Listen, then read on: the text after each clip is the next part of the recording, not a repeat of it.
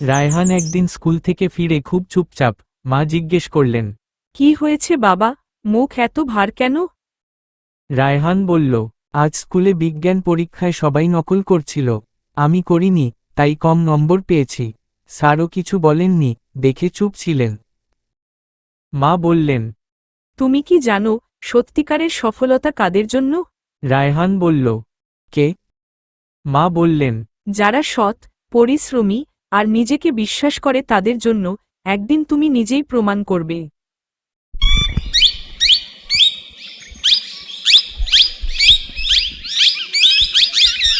পরদিন স্কুলে হঠাৎ বিজ্ঞানের শিক্ষক ক্লাসে এসে বললেন, আজ যারা নকল করেনি তারা কালকের বিশেষ প্রজেক্টে অংশ নিতে পারবে।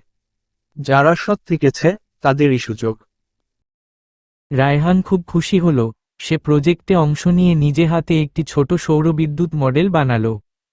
পরীক্ষার দিন স্কুলে বিশাল প্রদর্শনী হল। সবার মডেলের মধ্যে রায়হানের ছিল সেরা। শিক্ষক বললেন, সত্য আর পরিশ্রম কখনো হার মানে না। সবাই হাততালি দিল রায়হানকে। শিক্ষা, নকল করে কখনো প্রকৃত সফলতা আসে না।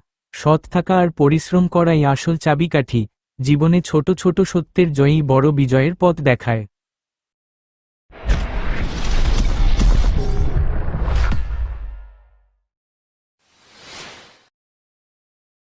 আরে আরে কই যাও, আমাদের চ্যানেলটিকে সাবস্ক্রাইব করে তো যান। আর হ্যাঁ, সাথে লাইক কমেন্ট শেয়ার করবেন প্লিজ, ধন্যবাদ। আর হ্যাঁ, এই গল্পটি থেকে কি শিখতে পারছেন তা কমেন্টে বলে যাবেন, ধন্যবাদ।